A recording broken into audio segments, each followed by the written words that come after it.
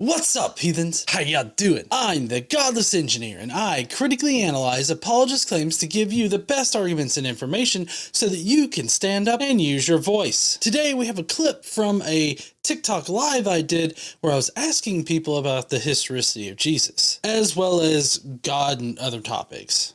Today's caller is Gecko, and he is going to be questioning my use of biblical texts as well as other historical documents. He's also going to be questioning the validity of certain historical texts. In the conversation, Gecko is going to struggle to provide evidence to support his claims and seems to prefer to fall back on just personal anecdotal reasons for believing in the things that he does. This call is kind of a shotgun thing. We've got topics going everywhere from the historicity of Jesus to God to Trump to guns. It's just kind of all over the place. So I hope you're ready to buckle up and fuck around and find out why Jesus probably existed because of my feels. If you're ready for that, then please stay tuned.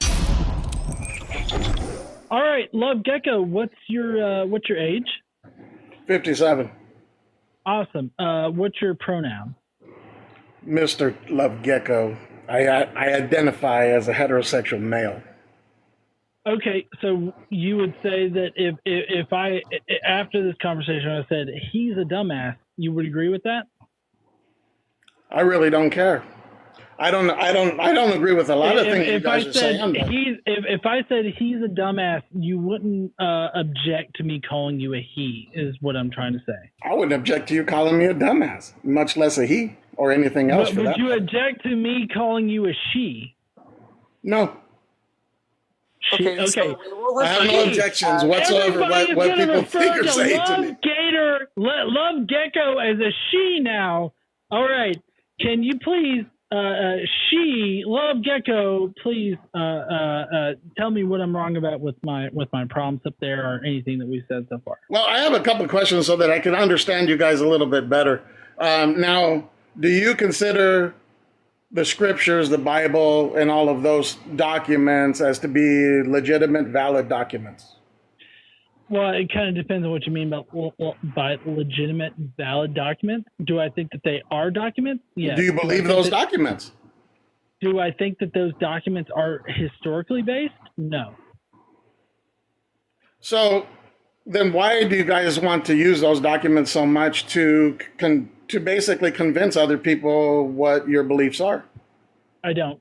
I use Paul's epistles in order to argue my point. The Gospels, I've always said, is not historical documentation. So I've never used them as historical documentation. I've only used Paul's words as historical documentation about the earliest form of Christianity.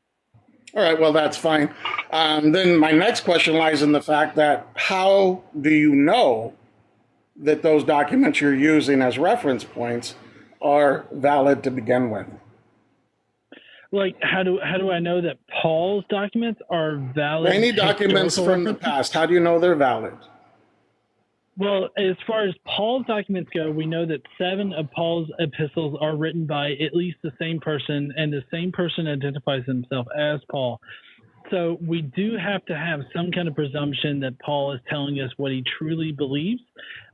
Until you can provide evidence that we shouldn't consider what Paul is saying to be what Paul truly believes, I am going to take Paul at his word as to what he truly believes. Okay, so being that I haven't read these particular documents that you're referring to, in those documents, does he basically support... Sorry, you haven't read Paul's epistles? Like you haven't read Romans, Galatians, Corinthians, 1st or 2nd? Well, I don't know which ones you read. I've read the ones that are traditionally considered to be authentic Pauline epistles. And are those, documents... Which is the Pauline epistles minus the pastorals. So it's the Pauline epistles minus Titus and 1st and 2nd Timothy. Okay, because I didn't get in there where it says that Jesus didn't exist and that the Bible isn't true. Right. Well. I mean, so the Bible isn't true is a separate kind of discussion here.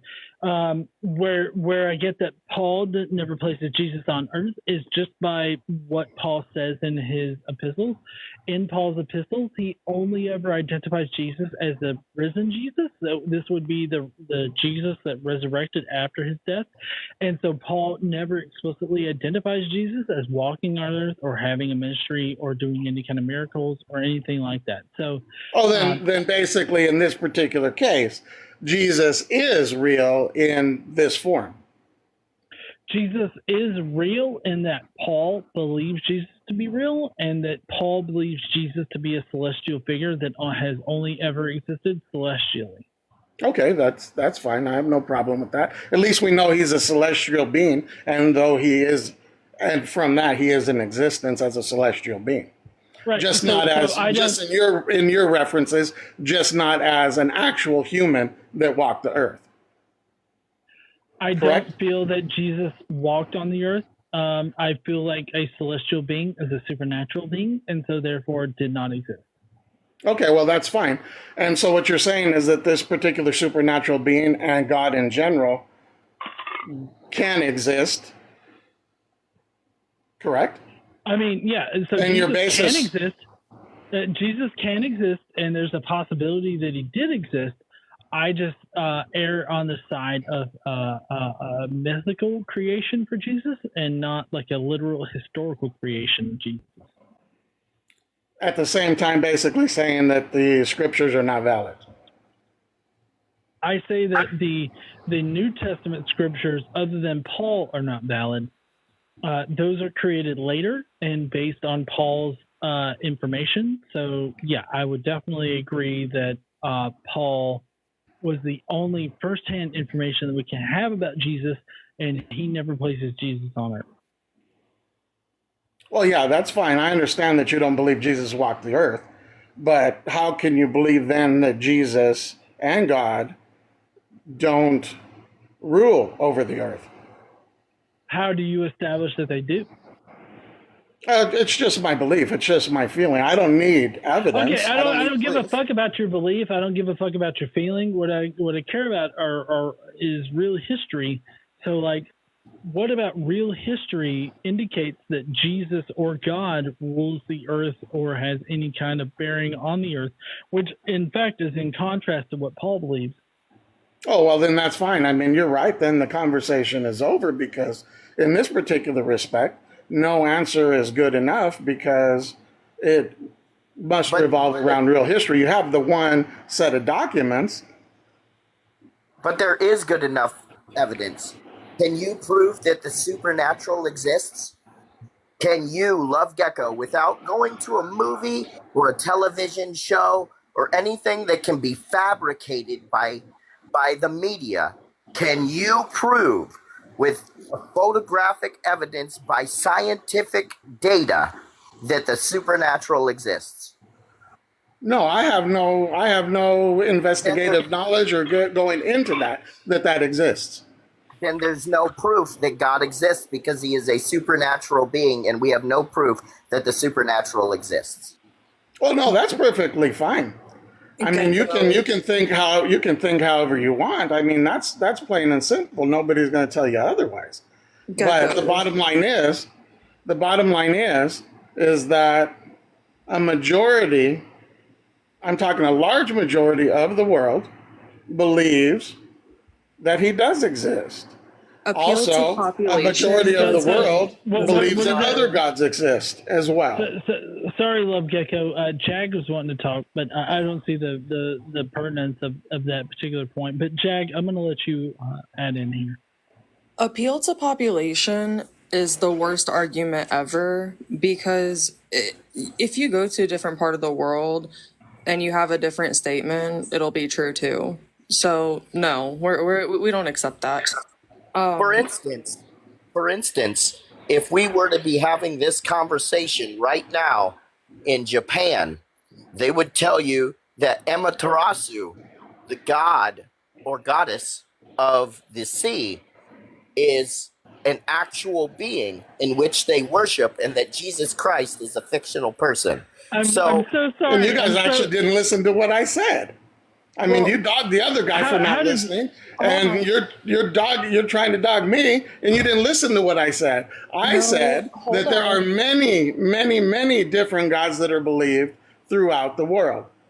That's fine. You guys want to use historical references to prove that God doesn't exist, but in reality, you don't know for sure who wrote those references. You don't know anything, because if you weren't present there at the time. I'm so sorry. Love Gecko. I don't think that you know who wrote those either. Like the Gospels, we don't know who wrote those. The only reason why we attribute Paul's epistles to Paul is because he identifies himself as Paul. We don't know if his actual name was Paul. His actual name could have been, fuck all. Like, it doesn't matter. That's my exact point. You guys are trying to dispute something based on something you can't physically verify whether it was written in truth or not, because you can't do that without being there. Gecko, it's simple. You can't do that without being there and witnessing it. It's all secondhand. Sorry, Love Gecko, Jag has something to add here. So Jag, please add. What we're saying is that your bottom line argument was, it's just how I feel. It's just what I believe. It's just XYZ. And we're saying, where is the proof for that belief? Like, what you're saying, you have no foundation to believe it. And if you say that's just how I feel, we can say the same thing, and there's no point in you being up here. A better discussion would be, this is why I believe, and this is the historical evidence that I look at to make that determination. Then we can go from there. That would be an intellectual conversation. If you don't want to have that, that's fine. But that would be a better conversation than just, this is how I feel, this is how I feel, okay, bye. Okay, no, that's right. You're 100% right, because this will just go around in a circle, because I don't believe necessarily that the way you guys are approaching this is a valid argument to begin with. But let's go to something that is more valid, and that is a lot easier to speak about, and that's about war. I love this subject, war. About war, about what we're talking about Russia, about what we're talking about the Middle East, all of that. That's what I'm talking about. Why do you love war? Like, I don't love war. You see the color of my shirt in my profile picture? That's what this guy is giving me. This is the thing. I mean, you're going to fight it at one time or another. That's inevitable. Now, you're talking about not loving Russia, protecting Ukraine. Well, that's what we're doing exactly right now. You guys were talking about how we need more women in power. That's what exactly we've got right now. But the bottom line is that we will fight wars in other countries, because that's where the wars are, and that's where the necessity is. So in order for us to defend Ukraine, we will have to enter Russia. We will have to kill Russians. And yes, innocent people will die. It's a proven fact. Can we use unalive? Because okay, yeah. Innocent people will perish unalive, because that's a fact. For every one soldier that gets unalived, 6 civilians get unalived. Those are just statistics. Isn't the goal to not be in a war, though? Like, isn't the goal for everyone to live in peace and prosperity, and for this to become less of an occurrence? That is indeed the goal, and I approve of that goal 100%. But you're not going to get to that goal by just simply speaking about it, by just simply wishing upon it. Mr. Assassin alluded to the exact point of why things are the way they are now. Back in the 1940s, 1950s, nobody got out of line because we were the sleeping giant that they had awoken. Now, because of current administrations, previous administrations over the past 5 to 10 years, we have been weakened. And now we no longer appear to be the sleeping giant. And the other problem that we're going to have, as an example, I have no problem with a woman being in charge. None whatsoever. They are perfectly capable. Some of them I've known in my life are more vicious than men. Others are more passive than men. But what I do care about is the fact that there isn't a majority of people within the Middle Eastern countries that are within power right now that acknowledge that women are equal. And that's where the problem is going to lie. So whether Kamala Harris wins or not, whether some other woman wins or not, that's where the issue is going to lie, in the fact that Middle Eastern leaders do not. It's either Christian fascism that wins, or it's Kamala Harris. So what are you talking about? Those are the two things. What are you talking about? I'm talking about the current election. You talked about the current election. It's either Christian fascism or it's Kamala Harris. No, it has nothing to do with. It has nothing to do with Christian. Has nothing to do with communism. It has nothing to do with anything. What it has to do with, as I said. No. Love Gecko. It definitely has everything to do with Christian nationalism, because Trump spoke at the it was Turning Point USA. He spoke at that, saying that Christians are not going to have to worry about voting in future elections. So, like, the only way that would be the actual situation is if Donald Trump made it to where, Christians didn't have to vote, or they didn't have to worry about voting. So he's going to fix it to where, Christians are only going to be voted into the presidency, and only conservative Christians specifically are going to be voted in. So, like, you not acknowledging that Trump has said this is actually perpetuating this whole Christian nationalist thing. Let me answer that. I'm sorry. I was just going to say the other person that I invited up needs to mute for a while, just until we finish this conversation with Love Gecko.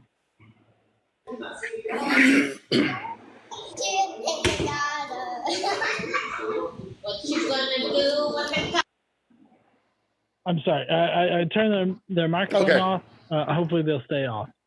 Okay, well, what we're talking about here is, number one, I know a lot of these talking points have basically been blown out of proportion, been debunked, and what have you. The bottom line is that I am not identifying as a Muslim. I'm not identifying as a Christian. I am identifying as an American citizen that knows for a fact that whether Kamala Harris is capable of doing the job or not, she is going to be looked down upon and disregarded by the Middle Eastern men that are in charge. Now, that is perfectly fine if she is willing to lay the hammer to them when the time comes. That's fine. But this is what I'm actually trying to allude to, is the fact that no matter what you guys think about Trump, he's there for 4 years. There's many things that he cannot do that people are saying that he's going to do. They're just impossible to do. It's the same thing with Kamala Harris. There's things she's saying. Hold on. What is impossible for him to do? If he suspends the Constitution like he said he's going to do, and he's going to be a dictator on day one, then what is it that he can't do for the American public? Like, first off, there's no way that he, as a Republican, he is Donald Trump, or whether Kamala Harris or Joe Biden, they are not capable of suspending the Constitution just to suspend it. There is a multitude of rules that have to be followed. Love Guru, or Gecko. Like, the fact that he has like a plan to put everybody that agrees with him in the government so that he can enact the policies that he wants to enact despite what the Constitution says, it seems like what you're saying is an apologetic to get people to not think about the fact that he wants to be a fascist. So okay, let's talk about that then. That's fine. Now tell me, Kamala Harris, she wants to end guns. That's in the Constitution. She wants to end guns. Name me a policy where she wants to end guns. Dude, it's all over the place. Name She's a talking fucking about. policy. She hasn't. No, love. Name a policy. Tell me what policy Kamala Harris has advanced that she wants to end guns. Maybe she wants to, ban assault rifles, but assault Gecko. pew-pews. But Just what policy? She doesn't want to end Second Amendment rights. That's not what she wants to do. She wants to protect our kids. As someone with a 14-year-old child, I definitely want my 14-year-old child to be protected in his high school. And you're saying that you want some psychopath to be able to get access to a pew-pew so that he can, unalive children in schools. That is okay. Well, let me ask you this question. That is non-Christian to me. Let me ask you this question. Okay. Let's say I agree with you and that all guns should be removed from the U.S. That's not even what I'm saying. Let's just make it easy. Go ahead. Let's just make it easy. Let's say all guns need to be removed from the U.S. Okay. Now, all the guns are gone from the law-abiding citizens, which is the argument all the time. We can't stop fentanyl coming across our borders. We can't stop illegal. Listen to me. Listen to me. How does that apply to the pew-pew situation? How does that apply to the pew-pew situation? Do you think that they can't bring pew-pews from Mexico into the U.S.? We don't have to worry about them bringing. No. I'm so sorry. We don't have to worry about them bringing pew-pews from like other countries, from like Canada or from Mexico. Not? Why? Because the cities that have the most pew-pew related incidents, the pew-pews come from outside of the city. So from other counties, from other states that have more lax gun laws or pew-pew laws, they are the ones that contribute to the violence that happens into the cities that occur. That's why I said all guns are gone from the U.S. Not a single gun exists in the U.S. that belong to a U.S. resident. If no guns exist in the U.S., then yes, there's going to be little to none pew-pew violence in the U.S. That's just a fact. That's what happens. But you know what? Do you realize that by our population and by the numbers of pew-pew incidents, do you realize how many other things that we take part in on a day-to-day basis result in more deaths than the gun violence? But that's beside the point. I mean, we have deaths, car accidents. Car accidents. One thing. Car accidents. You know what we do for cars? We fucking license people. But does that stop the murders? People. Like we hold people more accountable for owning a car than we do for owning an assault pew-pew. Like that is where you're wrong. Because now it is not. Because I live in North Alabama. I live in Alabama, like the fucking asshole of the South. I can go to a fucking pew-pew store right now, and I could buy an assault pew-pew right now, and I could walk fucking home with it. Like, it doesn't matter if I have any kind of red flags. It doesn't matter if I have any kind of prior convictions. It doesn't fucking matter. I can go and buy an assault pew-pew that can kill unalive 30 people in a matter of minutes. But that's where you not doing. But you know what? You know what is actually allowed in my state? You can actually go any other day of the week other than Sunday, because apparently it's a holy day. You can go any other day of the week, and you could buy alcohol, and you could buy as much alcohol as you want to. And alcohol, I would say, is more of a contributor to domestic violence as well as pew-pew violence than just pew-pews, like, in general.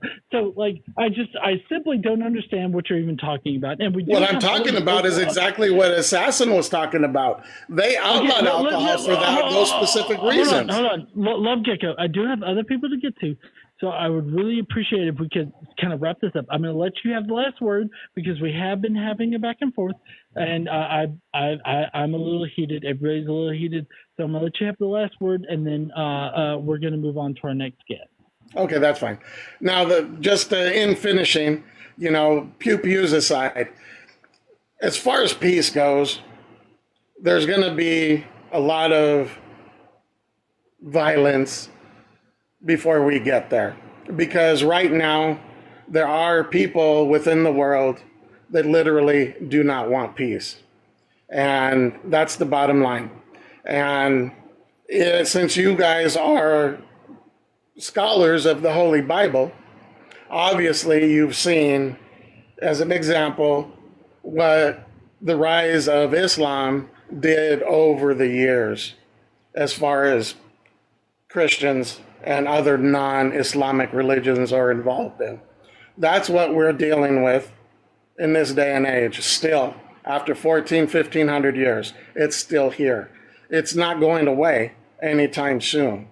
And as far as what Assassin was saying about how we shouldn't be in the world policing these things, we should be here policing what we got going on here.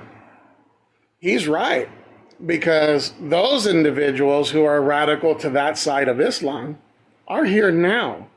And they will continue to come here until we get that under control.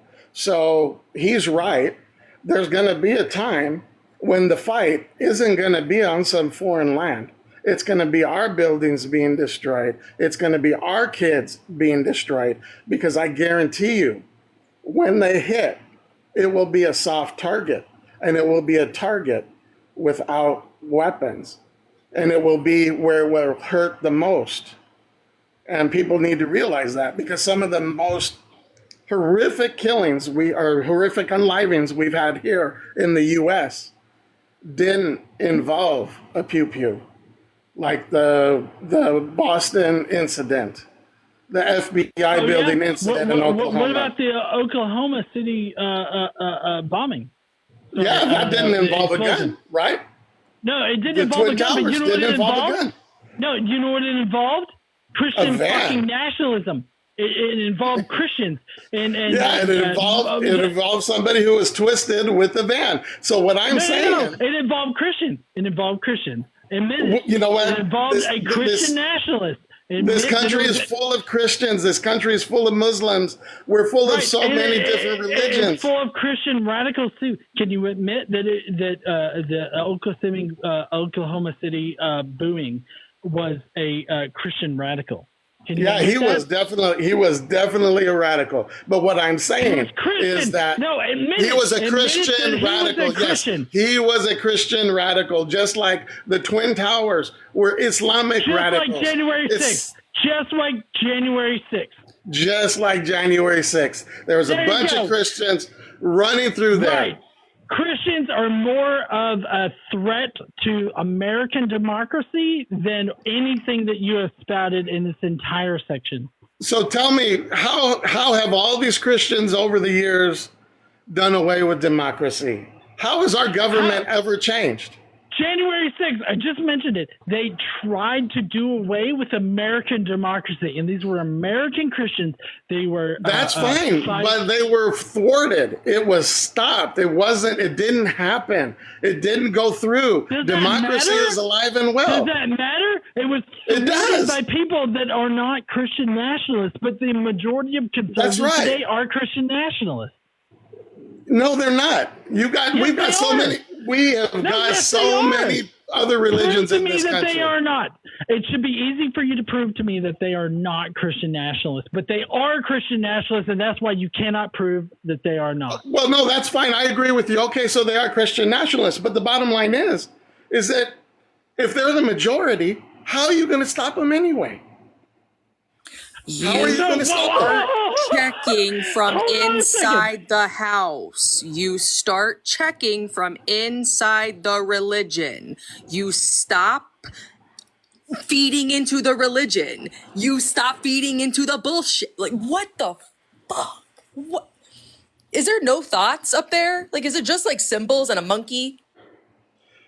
You know what? You can try and insult me all you want, but No, you I'm know, being dead serious. Like, I am also being dead serious because, like I said before, and just like you guys alluded to, there are more people in the world that believe in Christianity, whether they're nationalists or not nationalists. And believe me, there are people working just as hard as you guys to convert those people into more radical beliefs. and that's sad. So if they're already the majority, how are you going to stop it? Love Gecko. What is a radical belief that I've been trying to indoctrinate people into? No, I'm not saying you. I'm talking about the Christian nationalists are converting more people into radical beliefs. And so what I'm saying is it can't be stopped. The only thing you can do is hunker down and hope that you guys can't stop it. You're saying that we should go face down, ass up for Christian nationalists and just not even. No, I'm saying you should go. I'm saying you should go out and vote and hope that the people you put into power don't think that way. Love Gecko, let me ask you this. Who are you voting for in November? Are you voting for democracy, which would be Kamala Harris, or are you voting for fascism, which would be Trump? I voted for Trump simply because I know that. You're Wow, voting shocker. for fascism. So I will come back on this live with you in 4 years and see if this country is any more fascist than what we have today. Oh my God. Okay, I'm gonna let you go because That's of what fine. you said. You say your piece. Go Kamala. No, yes. Kamala Harris is the only way that the American experiment, like the experiment that the founding fathers wanted to do, is going to continue. So I'm. Well, she's a Democrat as all the other Democrats are. Gecko, I have one question before.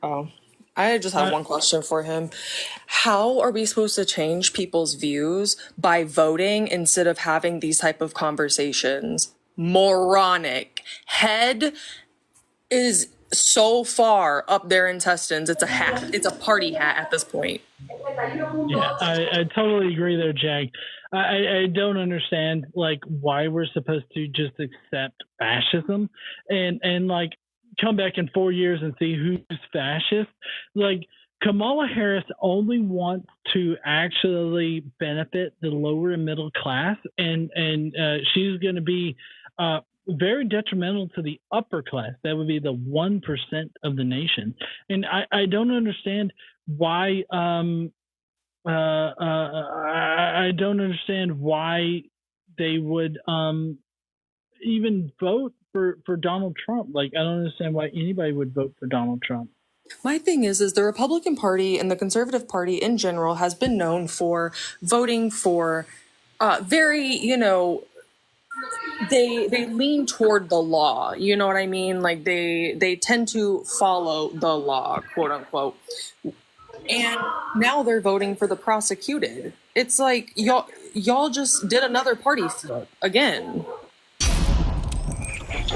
All right, heathens. Well, that was kind of a crazy call. I mean, we had topics going all over the place, but I would really love to know what you thought about any of the topics discussed. What do you think about the historicity of Jesus? Do you think he was an actual person, or do you think that maybe he's just completely mythical? What do you think about God? Are you an atheist or are you a theist? Did Gecko's reasoning convince you at all to become a theist? And what about any of the other topics, especially the Christian nationalism topic? What did you think about that? Let me know down below in the comments. And while you're down there, why don't you smash that like button and subscribe if you like this kind of content.